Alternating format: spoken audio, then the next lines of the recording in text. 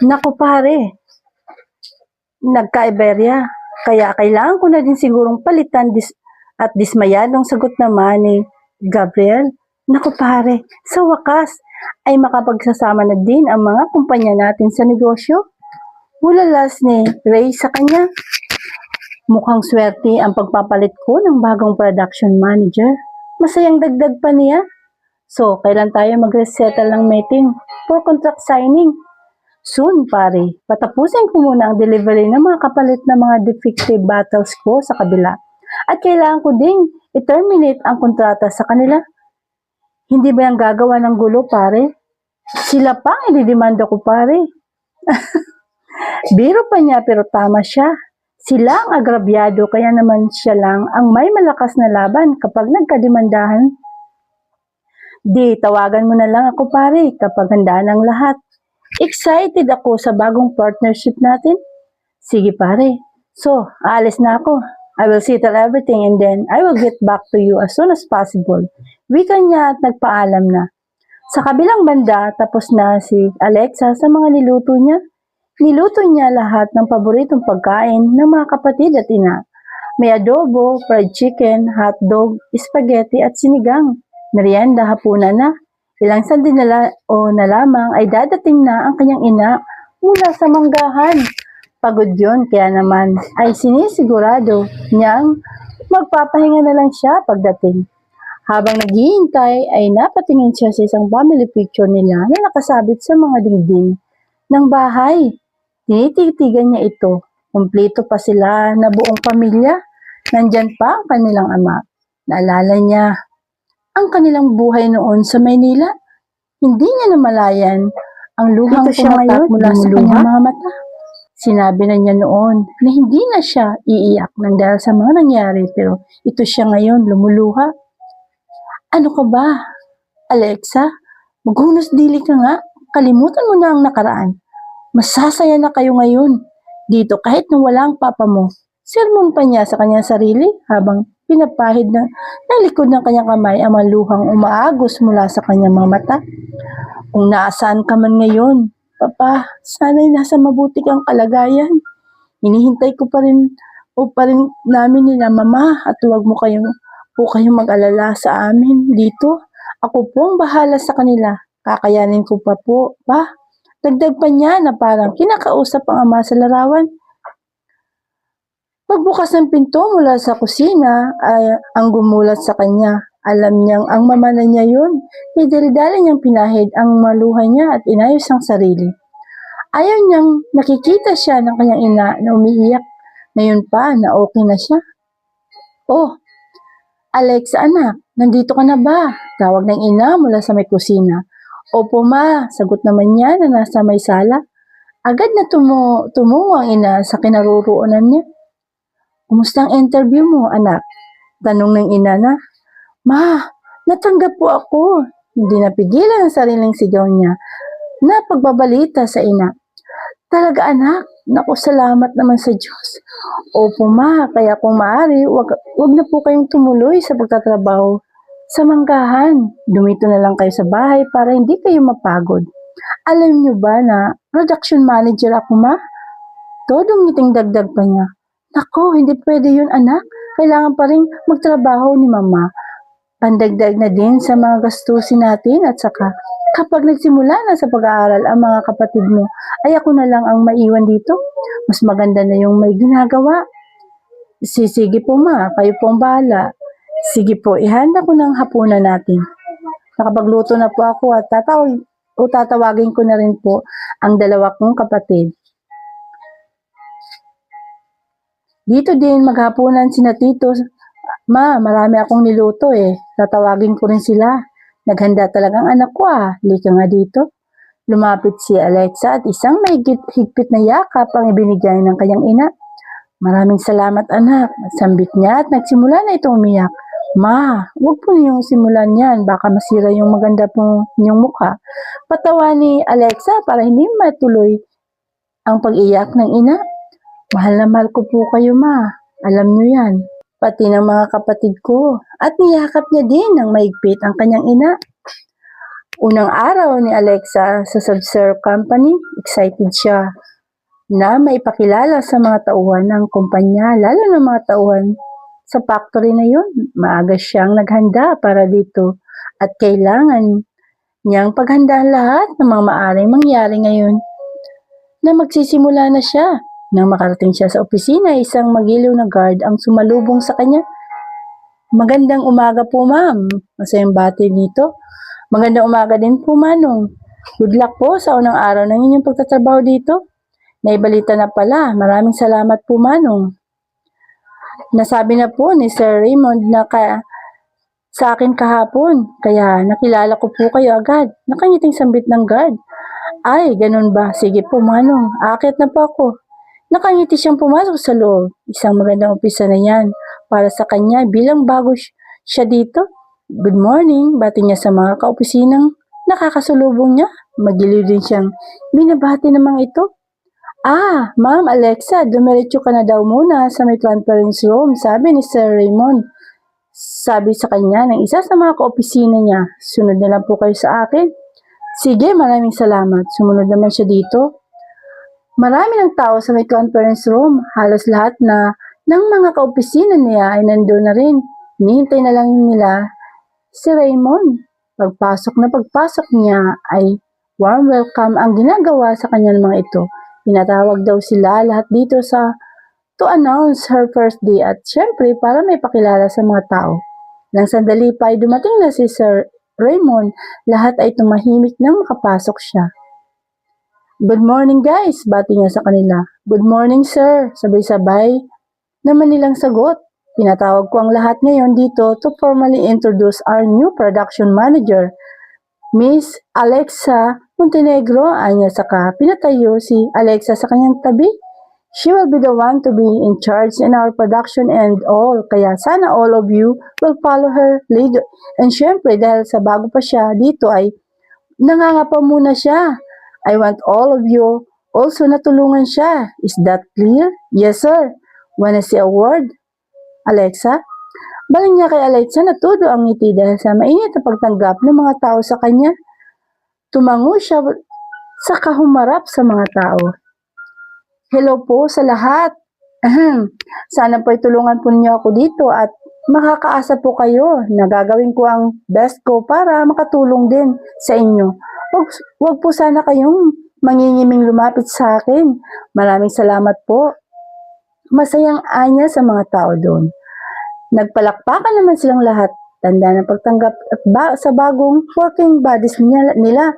Pagkatapos ng pag-uusap na yon ay ginaya siya sa kanyang magiging opisina. May sarili siyang opisina. Kahit maliit lang ay masaya na siya dahil sobra-sobra pa sa inaasahan niya ang naibibigay sa kanya. Naging personal secretary niya, ang secretary din ang pinalitan niya. Kahit na bagong saltas siya dito, ay matiyagas siyang iniikot sa loob ng building. Samantala, habang inaayos ni Gabriela mga kailangan niyang ayusin sa negosyo, ay hindi rin mawala si Monique sa buhay niya. Laging pumupunta ito sa kanilang bahay kahit wala siya. Kaya naman ay malapit na malapit ang mga magulang niya dito. Mas una siyang nakipag-close sa mga magulang niya. Hindi niya alam kung tama talaga ang hinala niya o hindi pero kailangan niyang makasiguro. Nagtanong-tanong siya sa mga kilala niya about sa family nila Monique at napag-alaman niya ang mga detalyadong hindi sinasabi sa kanya ng pamilya ng babae. At mismong ang babaeng ipinagkasundo sa kanya. Nadatna na naman niya ulit si Monique isang araw sa kanilang bahay. Nakikipagkwentuhan sa kanyang mga magulang sa sala. Habang hinihintay siya, pagdating niya ay sinalubong siya nito ng isang halik sa pisngi. Nanimoy parang close na close sila. Nako, ang sweet pala nitong si Monique. Masayang wika ni Senior Magno dahil sa ginawa na yun ni Monique. Sa ngiting pilit naman ay pinakawala ni Gabriel dahil doon. Bakit ka pala naparito sa bahay? Tanong niya kay Monique. Wala naman, kinukumusta ko lang ang mama mo at papa mo. Saka, syempre, para makita na rin kita. Mas maigi na yung ganito. Nag-i-effort ako na makilala ako ng pamilya mo at makilala na rin kita sa pamamagitan nila. Next time, sa opisina mo naman ako, tutungo para makilala ang mga tao doon. Kapag nagpakasal na tayo, di kilala nila ako, di ba? Wika ni Monique. Ngumiti lang si Gabriel. Natutuwa din siya sa effort na ginagawa ni Monique. Agad na nagpaalam ang dalaga. Iho, mabait siyang bata. Kung ako lang ay botong-boto sa kanya. Wika ni Senyora Lucila pagkaalis ni Monique. Mukhang naligawan na kayo Hayaan niyo po at kikilalanin ko siya ng maigi. Sagot naman niya. Makalipas ng ilang linggo ni Alexa sa bagong trabaho ay unti-unti na niyang napag-aralan ang pasikot-sikot nito. Nagbibigay siya ng sapat na oras para lang makuha lahat ang mga bagay na dapat niyang malaman. Kilala na din siya ng mga kaopisina niya pati na rin sa factory. Nang bumibisita siya doon ay malugod siyang tinanggap at halos lahat ng sulok noon ay ipinakita sa kanya. Kahit si Raymond ay kasundo niya sa mga bagay tungkol sa negosyo, kaya naman ay tuwang-tuwa ang isa sa kanya. Kikita nito ang pagpupursige niya bilang ang isa sa inaasahan ng kanyang kumpanya. Alexa, may bago tayong kliyente na pupunta mamaya. Malaking kliyente ito and I want you to be there sa meeting. Pag-uusapan natin ang business venture and the production na gusto niya. Wika sa kanya ni Raymond nang pinatawag siya nito. Sige sir, I will be there. Sagot naman niya. Matapos ang lunch break ay pinatawag na siya ni Sir Raymond sa conference room niya. Agad naman siyang pumunta doon. Wala pa ang ka-meeting ni Raymond na mga oras na yun. This client is a friend of mine too, so don't be nervous. I know this is your first time na sumalang sa mga big meetings ng boss niya sa kanya dahil halata nito ang kaba niya. Sorry sir, kinakabahan lang ako. Ngiting sagot naman niya. Don't worry, mabait naman yung tao. All you need to do is listen and suggest if kailangan. Tumango lang siya. Makalipas ang ilang minuto ay bumukas na ang pintuan ng conference room. Laking gulat ni Alexa na makita ang paparating na si Gabriel. Agad na nangasim ang mukha niya dahil siya na naman ang nakikita niya. Welcome, Gabriel. Agad na salubong ni Raymond sa kanya. Naku pare, pasensya na dahil nalate ako. Wala pa kasi akong sekretary kaya medyo hirap ako ngayon. Paliwanag ng isa. Ayos lang pare. By the way, this is Alexa, my new production manager. Pakilala ni Raymond kay Alexa. Nagkasalubong ang mata ng mga ito. Isang pilit ng ngiti ang binigay ni Alexa. Samantalang si Gabriel naman ay nagulat sa pagkakita sa kanya. What a small world, bulalas niya. Oh, what do you mean pare? Magkakilala kayo? Takang tanong ni Raymond. No, mabilis na sagot ni Alexa. Yes, sagot naman ni Gabriel. Salitang pinagmasdan sila ni Raymond. Hindi alam kung sino sa kanila ang papakinggan. Okay, we didn't know each other. It happens na lagi ko lang siyang nakikita kung saan-saan, sabi ni Gabriel. Anyway, may we start? Sige pare, maupo ka na. Sagot naman ni Raymond. Inis naman si Alexa sa sinagot ni Gabriel. Parang sa tingin niya ay pinapalabas ng lalaki na siya ang laging nakasunod sa kanya. Ngunit hindi na lang niya yun pinapalata. Besides, kliyente siya at kaibigan pa ng boss niya. Kaya papalampasin niya ang pangyayaring ito. Dahil si Alexa ang naka-assign sa production ay sinali siya ni Raymond sa meeting na yun. Halatang-halata na seryosong lalaki pagdating sa negosyo. Pinag-usapan nila kung anong size and shape ng boting ipapagawa pati na rin ang level na ilalagay dito. Matapos may paliwanag lahat, ni Gabriel ang gusto at makapag-take down na din ng notes si Alexa ay inayos na ang mga gamit. Okay, that would be all? Wala ka na ba ibang gusto? Tanong ni Raymond kay Gabriel. Yan na lang muna pare, lahat binago namin ngayon pati ang packaging kaya we will need samples for it para sa ad na gagawin namin. New look na ang mango juice namin kaya nararapat na maglabas kami ng new ad for it, right? Oo naman, and isali mo na din ang company namin. Biro ni Raymond, what do you think? Alexa, baling nila sa isa't isa? That would be great, sir. Ngiti naman niya, sir, mauna na ako I will just consult you kapag nagawa ko na ang meetings sa staff ko to settle this. Sige, Alexa, habang papalabas siya ng pintuan ng conference room ay Naaninag pa ng kanyang pandinig ang winika ni Gabriel. Sigurado ka ba dyan sa production manager mo, pare? Tanong niya kay Raymond na parang nagdadalawang isip. Kay Alexa? Oo naman, pare. Tika nga, kilala mo ba siya? It happens na nag-apply siya sa kumpanya ko as secretary, kaya nagulat ako na makita ko siya dito. Hindi ko akalain na magiging production manager mo pa siya. Dinig na dinig yun lahat ni Alexa na lalong nagpaigting sa inis nito sa lalaki. Kung makapagmaliit naman ng tao na yun, akala mo kung sino, hininikit ang mga mata. Nagalit na sambit niya sa sarili. Mabilis niyang nilisan ang lugar na yun at bumalik sa kanyang opisina. Naku pare, pinakawalan mo ang malaking isda kung ganun. Hindi mo ba alam o hindi mo ba binasa ang resume na binigay niya sa'yo? She more capable of doing something more than a secretary can do. Batay sa kanyang background ay nagmamay-ari sila dati ng isang business na nalugi lang dahil sa bisyo ng kanyang ama. Paliwanag ni Raymond. Nagulat si Gabriel sa nabalataan.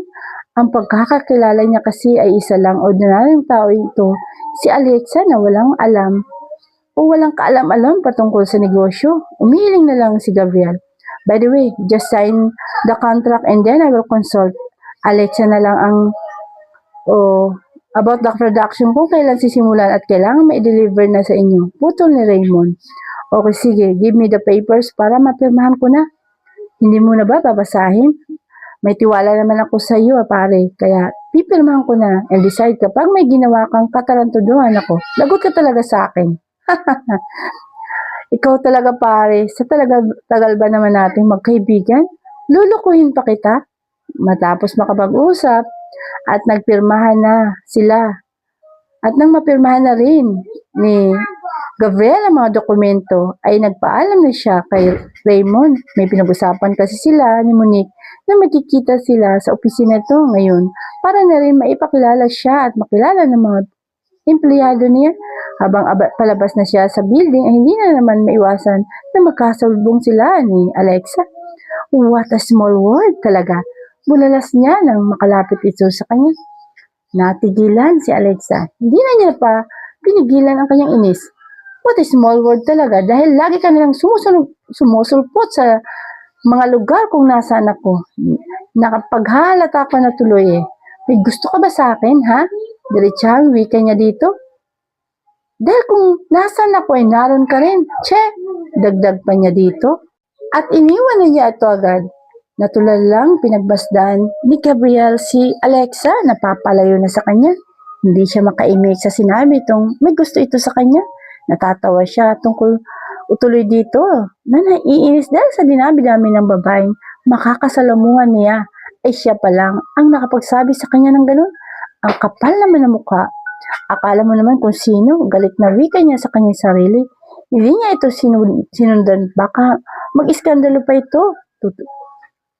Tuluyan na lang siyang umalis, nakunot ang noo sa inis. Habang nasa elevator naman si Alexa, hindi niya mapigilan ang kanyang sarili na matawa. Natawa siya dahil sa naging reaksyon ng mukha ni Gabriel dahil sa kanyang sinabi. Tawang-tawa siya hanggang sa makarating siya sa kanyang opisina. Akala mo naman kasi kung sino mo mamaliit ng tao eh. Ayan tuloy, nakatikim ng wala sa oras.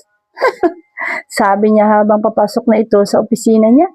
Mukha na siyang baliw dahil sa kakatawa. Habang nasa daan, si Gabriel pabalik-balik sa opisina niya ay hindi pa rin mawaglit sa isip niya ang ginawa ni Alexa. Maging siya'y natatawa. Hindi dahil sa masaya siya, gaya ni Alexa, kundi natatawa siya sa inis. Nabigyan tuloy siya ng isang plano sa isip na kikilalanin ng babae ito. Nang makarating sa pinagtrabahuan ay